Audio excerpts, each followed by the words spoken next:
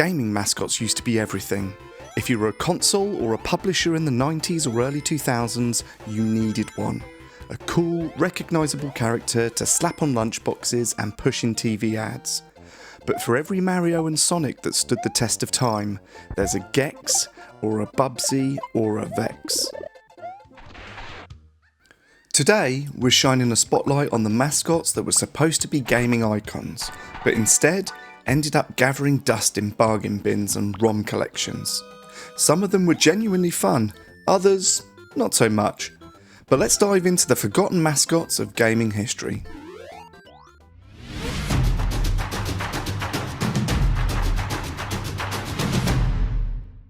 First up, Gex. He was a gecko, he wore sunglasses, and he quoted pop culture like his life depended on it.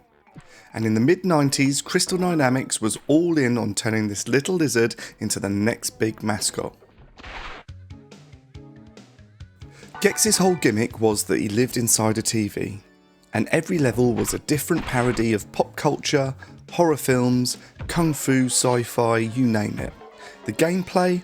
Decent, but what really sold it at the time were the voiceovers. Originally by comedian Dana Gold in the US, every 5 seconds Gex was spitting out quips like, "This place smells like a Kojak's diaper," and somehow we loved it. But by the time Gex 3 rolled out in 1999, the formula was wearing thin, and 3D platformers were evolving past joke-a-minute gimmicks. Gex hasn't been seen since, except in memes and retro compilations. Still, there's a charm to that tail-whipping TV-obsessed gecko.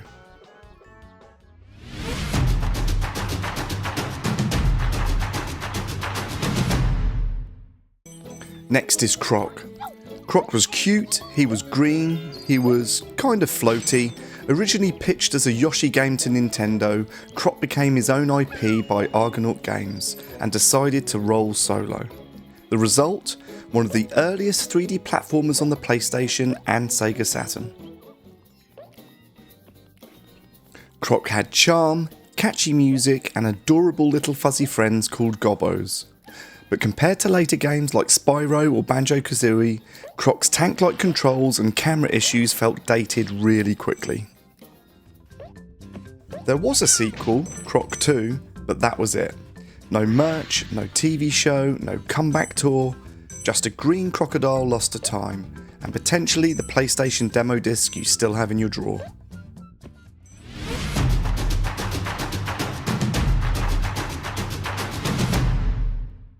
You knew it was coming, Bubsy the Bobcat, the poster child of the Attitude Era mascot overload. With his quippy t-shirt and constant one-liners, Bubsy was designed to be a Sonic killer, right down to the snarky grin.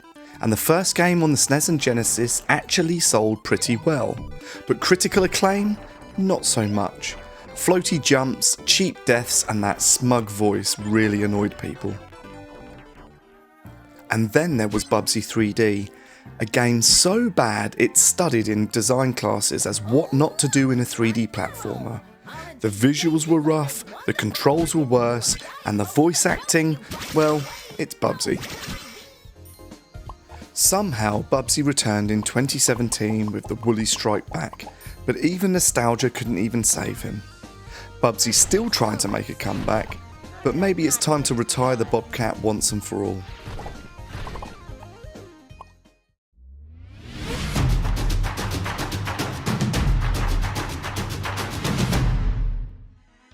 Aero the Acro-Bat is a bat in spandex who works in a haunted circus. If that doesn't scream mascot material, I don't know what does. Sunsoft dropped Aero on the Genesis and the SNES in 1993, hoping to snag a slice of the platformer pie. He could bounce through hoops, perform aerial stunts and chuck stars at enemies. The level design was actually pretty cool, and Aero got a sequel and spin-off for his rival Zero the Kamikaze Squirrel. But despite decent reviews, Aero never really caught on. By the time the 32-bit era rolled around, he vanished faster than a magician's rabbit.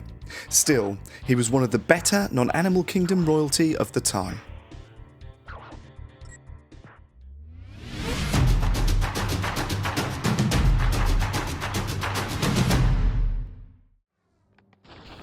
dark, edgy and clawed gloves.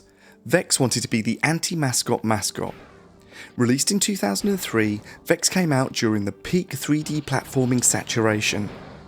Acclaim tried to position him as a more mature alternative to the cartoony platformers dominating the time. The gameplay had promise, but the development was rushed, and the tone was inconsistent. Vexx's personality also never quite landed. Acclaim had plans for a sequel, but they pulled the plug.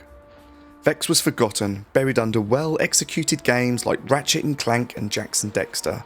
Still, those giant claws were kind of cool.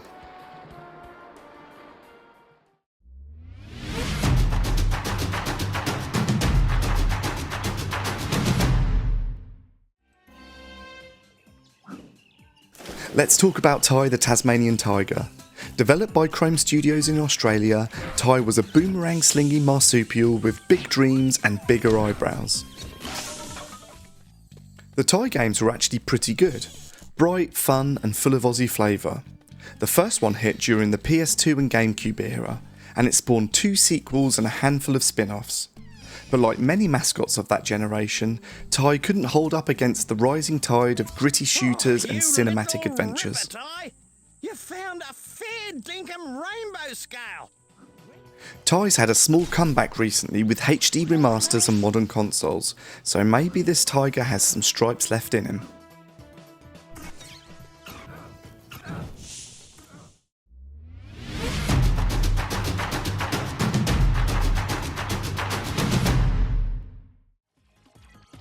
Microsoft wanted a mascot, Nintendo had Mario, Sony had Ratchet, so they gave us Blinx the Time Sweeper. Armed with a vacuum cleaner and time powers, Blinx let you rewind, pause and slow down gameplay. A cool idea on paper, but the execution was rough and the controls were clunky. Blinx got a sequel, but by then Master Chief had already become the real face of Xbox. Still, you've got to respect Microsoft for trying something this weird out of the gate.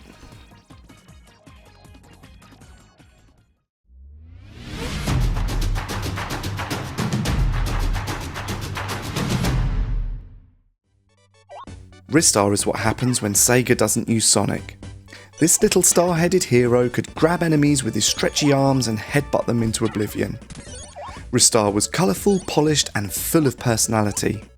But it came out right as the Genesis was winding down, and never got the spotlight it deserved. No sequel, no 3D makeover, just one great game, quietly buried under Sega's move to 32-bit hardware. Ristar is a true hidden gem, and one of the best, almost mascots of the 16-bit era.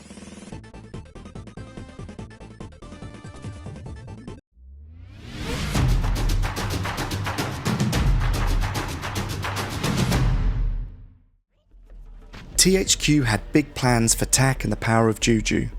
The game came first, then a full-blown Nickelodeon cartoon. You'd think it'd be a hit, but Tak just never stuck. The gameplay was competent, with a mix of puzzle solving and action, but it lacked the charm and polish of its competition. Even the TV show, while ambitious, didn't really move the needle. By 2008, both the game series and the cartoon were gone. Tak might have had the power of Juju, but he didn't have the power of the market share. When in doubt, take the stick out.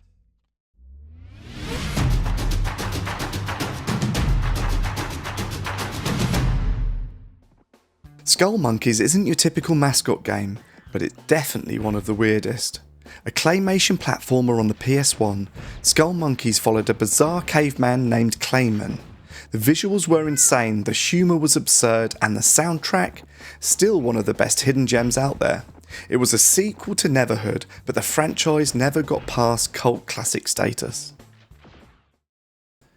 These mascots may not have conquered the world, but they're a part of what made gaming in the 90s and 2000s so fun.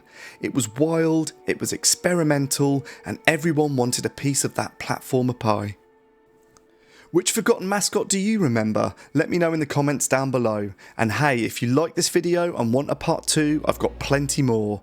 Tumba, Scalar, Typhoon Thompson. Yeah, it gets weird. But hit that like button if you're into lost gaming history and subscribe for more. Catch you on the next one.